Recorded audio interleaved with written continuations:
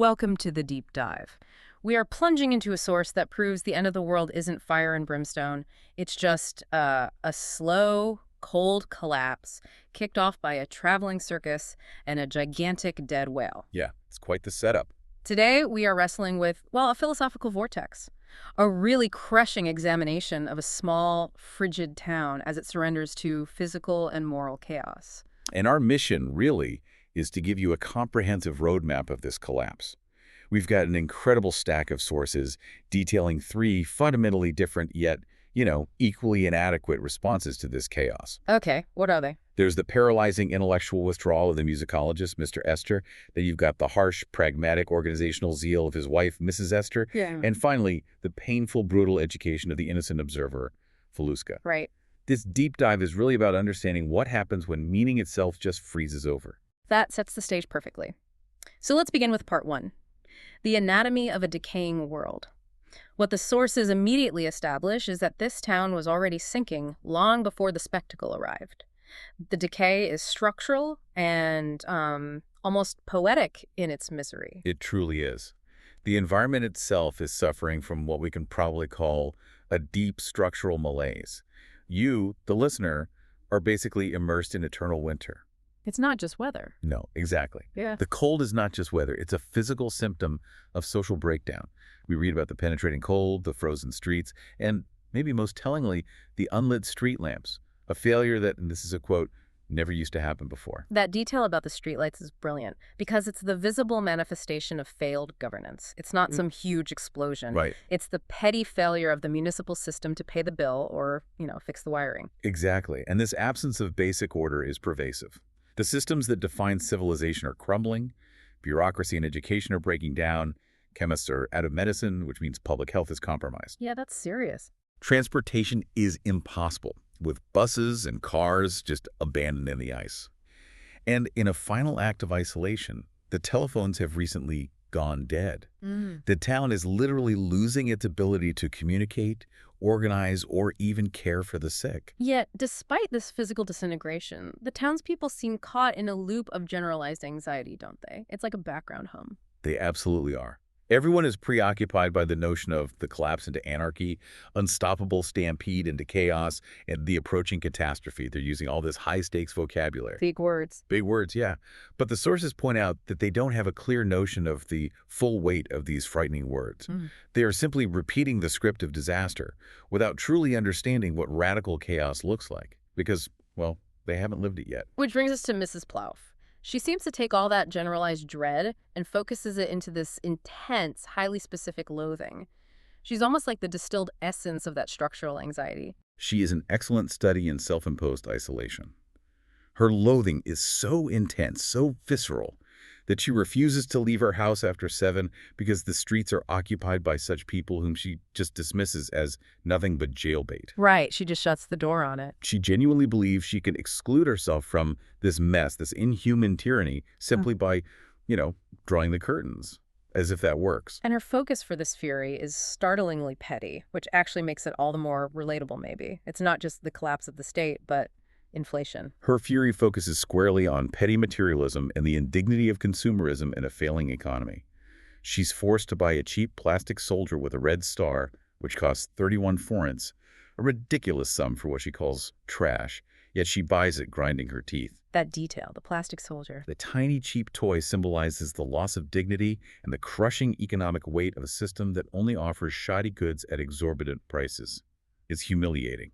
That moment, grinding her teeth over 31 forints, it tells you everything about the daily erosion of morale. And she sees the moral decay confirmed in these small acts of public brutality, like that woman falling backwards after a dull thump in public. And the key reaction, or lack thereof, is the perfect indifference from the onlookers. There's no general outcry, no help offered, nothing.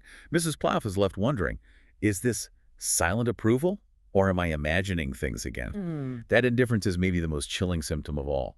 The social contract has already failed. People just don't care. And then enter Mrs. Eszter. She arrives like a force of nature, completely contrasting Mrs. Plouffe's internalized rage. She embodies raw external organizational power. She's physically imposing, decisive, and capable of coolly appraising a situation. She's a natural revolutionary, you could say. But even she struggles with the petty resistance of the Plouffs of the world.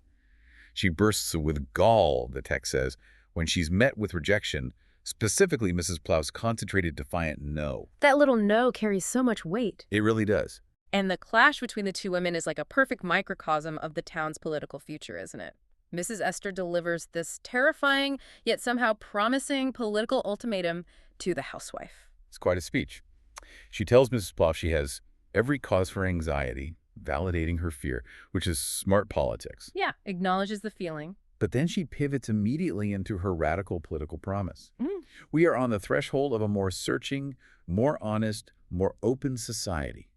There are new times just around the corner, my dear Peary. Wow. So it's fear then hope, kind of. Exactly. It's the moment where fear is meant to be channeled into action, where the individual's overwhelming terror is supposed to be overcome by the promise of radical political rebirth and, crucially, order. Her kind of order. So we have two failing reactions already established: withdrawal through paranoia, like Plouff, and mobilization through ideological certainty, like Mrs. Eszter, but neither of these really accounts for the philosophical void that the town's intellectuals have been wrestling with. Right. Which brings us neatly to part 2, the cosmic observer versus the intellectual nihilist. This feels like the heart of the town's existential failure. Absolutely. We shift focus now to the two central male figures, Valuska and Mr. Eszter. They represent two completely divergent paths toward escaping the town squalor and, well, both prove to be forms of isolation in their own way. Let's start with Valuska, the postman. The sources paint him with such an innocent, almost childlike brush. Mild fawn-like eyes, a carrot-like nose, and this impossibly baggy coat. He sounds like the image of gentle curiosity. He really is the cosmic observer. His inability to distinguish between his small home and the whole town, which he considers his abode, speaks volumes about his worldview, I think. How so? He measures his lot not by the frozen streets and the peeling paint, but by the dizzying distances of the infinite dome above him. He views the entire universe as an enormous, inexhaustible playground, and the town. It's merely a tiny rumpled nest. So his escape strategy is basically altitude. He looks up. Precisely. He finds complete, untainted freedom in the cosmos. And he tries to share this cosmic freedom through his famous performance for the men at the inn. Can you describe that? What does he offer them in this nightly explanation of an extraordinary moment in the regular movement of heavenly bodies? He offers them temporary transcendence, a brief escape. He describes a moment where the sensory universe, the cold beer, the smoky room, it all drops away, allowing him and them to cleave the silent spume of that starry firmament. That's beautiful phrasing. It is. And he assigns the men roles, the sun, the moon, pulling them out of their miserable, frozen reality and giving them a kind of dignity in a vast, ordered creation. This performance is his essential defining act, its refusal to accept the local petty suffering. And this idealism drives his tireless activity too, right? His defining mission is running the full distance before bedtime, completing this relentless tour of the city's key landmarks, hospital, law courts, palace driven by what the source calls a constant inner compulsion. It's like a spiritual pilgrimage over physical muck. His life is described as an endless tour of the inner landscape of his nights and days. For Valuska, if he keeps moving, keeps observing the stars, and keeps completing his self-appointed rounds, the chaos of the town just can't possibly penetrate his ordered celestial reality. It's a defense mechanism. Totally. Built on hope and dizzying distance. Okay, so if Valuska is all hopeful distance, Mr. Eszter, the musicologist, is the polar opposite. He's immediate, grinding proximity. He represents resistance through total intellectual withdrawal. That's a good way to put it. Eszter lives in self-imposed isolation, deliberately avoiding any redundant gesture because he believes any action is ultimately pointless. The question it seeks to answer is probably the wrong question anyway. So why bother? Why bother? Exactly. Yeah. His entire intellectual life is a continuous argument for philosophical despair. He sums up his condition with that devastating "it's all up with us" monologue. For you listening, what is the practical danger of living in that state of intellectual despair? It sounds paralyzing. It is paralyzing. And the danger is the abandonment of ethical responsibility. Eszter believes the chain of cause and effect is just an illusion, stating that the clear light of reason was forever obscured. We're left with nothing, having lost our God, forfeited the socially restraining forms of respect. So what's his argument? Humanity has sort of outsmarted itself. In a way, yes. His argument is that humanity has evolved beyond meaning, but hasn't found anything to replace it. We're too clever for our own good. His conclusion is crushing. that they have come a cropper, bored, like everyone else who has succeeded in ridding himself of the notion that there is any suggestion of rhyme or reason in existence. They're victims of their own enlightenment, then. Precisely. They are intelligent enough to see that the universe is just, as he puts it, a cold, mechanical, blindingly simple movement. But they have absolutely no defense against the resulting boredom and futility. And his advice to Valuska about the stone? Oh yeah, the lesson of the stone. His advice is blunt. I throw it up, it comes down, it strikes me on the head. Cause and effect reduced to painful absurdity. His view of humanity is definitive. We are simply the miserable subjects of some insignificant failure, alone in this simply marvelous creation. Just cogs in a machine we can't control, and it doesn't even care. Pretty much. So if the town is led, philosophically at least, by Eszter, who believes action is pointless, and observed by Valuska, who believes the town is insignificant compared to the stars, well, it's perfectly primed for total disruption. Absolutely. This philosophical stalemate is the bedrock, or maybe the quicksand, the town is resting upon when the truly destructive force arrives. Which brings us to part 3, the catalyst of chaos. The circus arrives. And the disruption is, fittingly, this unsettling spectacle of both decay and awe. Valuska visits the market square where the enormous circus truck is pulled up, featuring an immense whale. The whale itself feels like more than just a centerpiece. It's almost a theological symbol of the sublime, but forced into this mundane, grim setting. It's described as vaster than imagination and positively regal. And the crowd reacts accordingly. They're silent and immobile, seemingly hypnotized by its uncanny attraction, just waiting for hours. And Valuska's reaction confirms this sense of displaced theology, right? It does. He looks at this massive, dead creature and thinks, almost innocently, how enormous! What a deeply mysterious person the Creator must be to amuse himself with such extraordinary creatures. For him, the whale is still proof of God's grand design, even in death. But the real catalyst isn't the dead whale, fascinating as it is. It's the political figure hiding behind the curtain. Right. Valuska, in his gentle, almost naive curiosity, eavesdrops late one night behind the wagon. He hears this frantic argument. Between who? Between the director, described as a corpulent, cigar-smoking man in a full-length fur coat, clearly worried about profit and control, and a hidden figure known only as the prince, whose words are cryptic and mediated by an interpreter, a factotum. The prince. Even the name is ominous. And he lives up to it. This prince is pure, concentrated, nihilistic menace. His arrogance is immediate. He states he has no wish to go anywhere at any time. It is always the director who carries him. He's completely passive and completely in control. And he dismisses the whole spectacle. Completely. He says there's no time left even now. The significance is in the elements, not in the whole, as the director imagines. Okay, unpack that. Elements, not the whole. That distinction is crucial. The director wants a cohesive, profitable show, the whole. He wants structure, even if it's a bit grifty. But the prince, he only cares about the raw, explosive power of the elements, the individual frustrations, the latent violence, the chaos he can unleash in the crowd. He's not building anything, just detonating. Exactly. And the director is terrified of the consequence of this philosophy. He warns that if the prince rouses the crowd rather than calming it, they will tear this town to pieces. The director still wants order, even corrupt order, because it's predictable. But the prince's reply, delivered through the factotum, is the ultimate cynical political statement, isn't it? It really is. A town built on lies will continue to be a town built on lies. It is basically a self-fulfilling prophecy of destruction. He's saying, this place is already rotten, let's just push it over. And this confrontation shatters Valuska's entire cosmic worldview. The innocent observer suddenly realizes his optimistic assumptions were totally wrong and that the local fears, Mrs. Plouff's fears, were actually justified. Yeah, the prince forces the world to abandon Valuska's standard of beauty and order. He shows that this phenomenon, this circus, included elements both of quack mysticism and inhuman desire, as well as fraud, fury, and harm. It's a toxic mix. It's the realization of real conscious evil, not just random disorder or decay. What specifically did the prince's translated words suggest that was so terrifying to Valuska? They suggested something utterly free and unfettered, something that emerges from shadows of things where the conventions of the tangible world no longer applied. So pure anarchy. Essentially. Okay. Yes. The prince is selling the crowd a permission structure for anarchy. He is giving license for violence based on the idea that all previous constraints, social, moral, philosophical, Esther's despair, Valuska's stars. They're all just conventions that can be discarded. Just like that. The threat is no longer something to be transcended by looking up, nor something to be ignored through intellectual withdrawal. It's a physical, political force. Right. It necessitates an immediate and organized response, which, of course, falls to the only person in town apparently capable of organizing anything, Mrs. Eszter. Which brings us, inevitably, to part 4. Organized response and violent reality.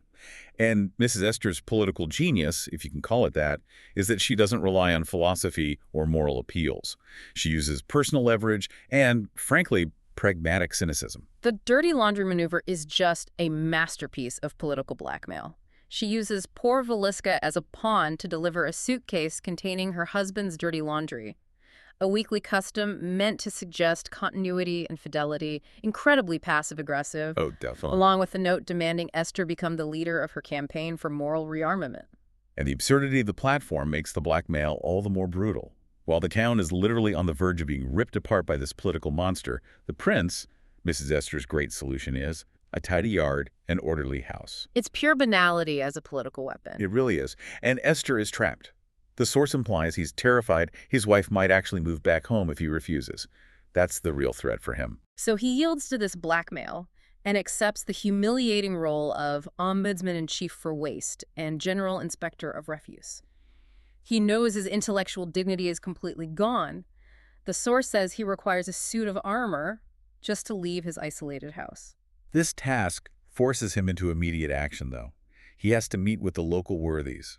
The Count's terrified but influential old guard, men like Nadaban, Valent, and Madai. And what's their state? They're consumed by fear, rightfully so.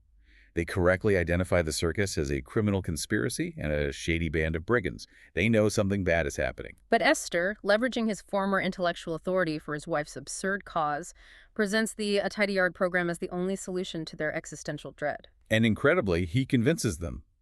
He successfully gets the men to accept this mission, leaving them in a state of spontaneous ecstasy, the text says. He just wants to dismiss the event, wash his hands of it, having finished his burden. He just wants to go back to his room. Exactly. And this focus on irrelevant political maneuvering completely blinds the establishment to the real immediate threat. The timing of Valuska's arrival at Mrs. Eszter's house, where she's meeting with the police chief and mayor, is just perfectly tragic. Valuska is panicked, right. He's overheard the prince's true destructive plan behind the wagon. He knows what's coming. He does. But the committee's organizational failure is absolute. They cannot process the warning because it doesn't fit their bureaucratic narrative, their tidy little plan. So they ignore him. Completely. They confuse his panicked warnings about the prince with him just being scared of the whale, which they think is leaving town anyway, based on some previous optimistic but totally incorrect report. They're incapable of hearing the genuine truth when they're obsessed with their own internal power dynamics and paperwork. It's bureaucratic deafness, and the consequence is swift. Brutally swift. The mob, stirred by the prince's unseen presence, attacks the town. And Valuska, he's rescued, in quote marks, by the man in the broadcloth coat. The same man from the square. The very same man, who instantly transforms into his brutal teacher. And Valuska is violently swept along in the rampage. He's caught up in it. The description of the mob's rampage is essential for understanding the source material's view of chaos, isn't it? This is not some glorious revolution. Not at all. It is pure, vicious, almost pointless destruction. We read the relentless details. Bricks smashing windows, stray cats being strangled, young trees uprooted, and shops systematically wrecked. And the focus of the destruction seems telling. Trampled surgical boots, bars of soap, children's toys littering the frozen streets. It's the destruction of the domestic, the essential, the innocent. Yes, it's stripping away comfort and banality. And the attack on the hospital is where the chaos reveals its self-defeating nature. How so? The mob apparently runs out of ideas when they meet only dumb fear, the utter lack of resistance from the sick victims being tipped from their beds. There's no fight left in the victims. That is a profound insight. The source suggests that true anarchy isn't just destruction, it's the removal of meaning. When there is no resistance, the violence becomes hollow. Exactly. It robs the attackers of their power and purpose. There's no victory in beating someone who can't fight back. It just becomes pathetic. And for Valuska, this entire episode is described as his complete rebirth. He feels a terrible burden, but is utterly blinded in the first shocking and decisive moment. He finally realizes that Eszter was right all along. Chaos is the natural underlying condition. His beautiful cosmic view, his elegant escape through the stars, it just collapses in an instant. He describes looking between the roofs at the horizon and realizing, not only had that secret universe disappeared, but I had too. That's devastating. It is. He believes he has stumbled upon his own long-lost identity, which turns out to be just. Acceptance of brutality. He now accepts the law of the strong. The stronger power was absolute. And then he's abandoned. Abandoned, alone in a washing machine showroom, of all places, having lost his postman's bag, the very symbol of his gentle mission and identity. But his final, most painful education comes from a silent, chilling teacher you mentioned. Yes. He finds a spiral-bound notebook left by his custodian, the man in the broadcloth coat, his teacher, and he reads it with alert and grave attention. What's in the notebook? It provides the intellectualized rationale for the mob's cruelty. It describes this hollow sense of fear combined with resignation, driving them, seeking a single act of destruction, feeling dangerously light of heart, with the intoxicating heartbeat of resistance. It's basically an intellectual excuse for sadism. A justification after the fact? Pretty much. And the climax of the notebook details the ruthless hunt of a family, a man, a woman, a child, through the freezing streets. The mob isn't interested in speed. They savor the bitter evil pleasure of deferral, refusing to dispatch them until the hunted were terminally exhausted. Oh, that's horrific. It is. They finally corner them at the railway station, leading to the murder of the child. That chilling detail, the intentional deferral of the killing until the victims are utterly hopeless, it just strips away any romantic notion of revolution or collective rebellion. It confirms the town's absolute moral collapse into just cruelty for its own sake. Exactly. And the collapse is finally halted, not by philosophy or local organization, but by an external, arguably even more brutal force. Which brings us to part 5, restored order, twisted truths, and final physics. The military arrives. Yes, order is restored, but it's a harsh order. We see Eszter, desperately seeking Valuska, end up in the town hall, witnessing the interrogation of a captured brigand. This captured man, the one in the quilted jacket, he embodies the intellectual corruption that fueled the chaos, doesn't he? He's an educated man, yet completely cynical. Utterly cynical. He admits to murder, yes, but not enough, and declares that to him nothing is sacred. He even belittles the nervous lieutenant conducting the interrogation, calling him Redshank. He's the product of Eszter's theory of meaninglessness put into brutal practice. Nihilism leading to depravity. Precisely.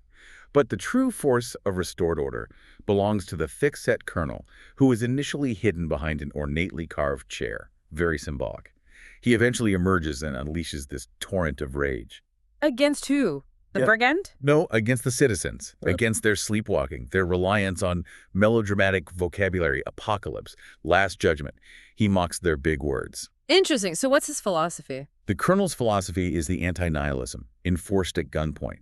He violently asserts the primacy of tangible, local reality against all philosophical and theological abstractions. His crucial statement is basically, get real. He says, you live not on the moon, but in Hungary, with north at the top and south at the bottom, in a place where Monday is the first day of the week. He's demanding they abandon their grandiose vocabulary of doom and just face their pathetic local failures. It's order through enforced geographical and calendrical reality. Brutal, but Chillingly effective in a way. It cuts through the waffle. And amidst this military crackdown, Eszter learns the fate of his friend Valuska. Yes, he finds out from Hera, who saw Valuska near the station. Hera confirms that Valuska is alive and miles away, having fled to the tracks on Mrs. Eszter's earlier orders. This confirmation removes a great weight from Eszter. It confirms the truth of Mrs. Hera's chaotic account of Valuska's journey, which gives Eszter the emotional anchor he needs, maybe. This is Eszter's final act of human care amidst his own intellectual failure. It seems so. He attempts to assert Valuska's innocence to the colonel, making a statement about his character. But Mrs. Eszter, ever the political pragmatist, immediately cuts in. What does she say? She dismisses Valuska as mentally deficient. Just like that. It's a ruthless calculation, saving his life by sacrificing his reputation and freedom. And the colonel buys it. He does. He concludes Valuska should be sent to the asylum, adding dismissively, the whole town belongs in the loony bin. So Mrs. Eszter's political zeal saves Valuska's life, but at the cost of his freedom and sanity. And Eszter, having seen the entire spectrum of human failure, his own included, quietly concludes, Valuska is live. That is all that matters. He realizes his whole intellectual life was not worth a fly's fart, as the text puts it. Nothing interests him anymore but the steadfast love, the simple existence of his friend. He accepts his own identity being remorselessly dissolved. His theories meant nothing in the end. And Mrs. Eszter, the ultimate political opportunist, completes her takeover by organizing an ironic hero's funeral for Mrs. Plouffe. Yes, the timing is critical.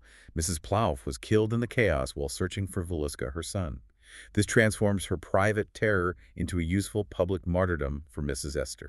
The eulogy must be something else. It's a masterclass in political appropriation. Mrs. Eszter beatifies Plouffe as an exemplary hero who dared to resist those whom none of us opposed, claiming she humiliated her murderers and that victory is hers. Her private tragedy is completely consumed and twisted into a public political narrative. All designed to solidify Mrs. Eszter's authority and provide a false sense of meaning after the chaos. Exactly. But the narrative immediately and mercilessly shifts one last time to the final objective reality check, the complete negation of all human striving, politics, and despair. We confront the physics of collapse. The unchained workers of decay through Mrs. Plouffe's body. Precisely. This is where we get the cold, hard insight that negates everything that came before. The sources give us this incredibly clinical description of the predetermined, merciless assault of nature. It's the ultimate reality check. It is. The freezing cold had kept the body stable, but once the body escapes its icy captivity, the process begins. And this is not an apocalypse, it's just chemistry. We learn about rigor mortis, which is simply the breakdown of actomyosin and the lack of ATP resynthesis, strictly subject to the law of gravity. Nothing mystical about it. So the body, held prisoner by the coal, finally turns against itself. The rigor mortis we recognize is just the beginning of this internal palace revolution, as the text calls it. That's the term used, yes. The attack continues internally on the fibrin content, breaking down fibrin chains into polypeptides, eliminating red blood cells. Then we get the true palace revolution. Internal enemies like enzymes, proteacids, and hydrochloric acid, which were previously held in check, revolt. This process is called autolysis, the organism literally carrying within it the seeds of its own destruction. It attacks carbohydrates, fats, albumin. So while Mrs. Eszter is delivering a sermon about victory and meaning, the most efficient and indifferent system of organization is simultaneously destroying the very thing she's commemorating. And the final stage gallops on, putrefaction. Vast amounts of bacteria, specifically named like Proteus vulgaris and Clostridium perfringens, breed in the intestines and spread through the entire system. This level of detail strips away all the fuzzy vocabulary the townspeople used, apocalypse, tyranny, chaos, and replaces it with the precise, unavoidable mechanism of decay. The ultimate conclusion is stark, scientific, and completely conclusive. Nothing remains, yet not one atom is lost. Everything is reduced to carbon, hydrogen, nitrogen, and sulfur, consumed by an indifferent and unstoppable chaos that consisted of an indifferent and unstoppable traffic between things. Universal thermodynamics wins. The great human drama, the philosophy, the politics, the violence, the love, is just dissolved by chemistry. This is the ultimate cold truth presented by the sources. All the despair of Eszter, all the idealism of Valuska, all the political manipulation of Mrs. Eszter, all of it is eventually consumed by a process that simply doesn't care about their actions or beliefs. So to recap for you listening, we have journeyed through a world where cosmic idealism met intellectual despair, only to be crushed by the brutal reality of unfettered chaos embodied by the prince and the mob. And that chaos was then quickly appropriated by political resolve, by Mrs. Eszter's tidy yards, only for the entire human endeavor, the struggle, the meaning-making to be negated by the simple, mechanistic truth of universal dissolution. Our source material really shows us that the end of the world in this telling is not a grand moral statement, it's simply chemistry. And no amount of political zeal or philosophical withdrawal can prevent that final objective reality. It's a pretty bleak outlook, ultimately. It is. So here's our final thought for you. If a town built on political and social lies collapses into violence, and the only certainty remaining is the cold, indifferent physics of death, what is the value of striving for order or meaning while you are still composed of perishable matter? What mission will you choose to run before bedtime? We'll leave you with that thought.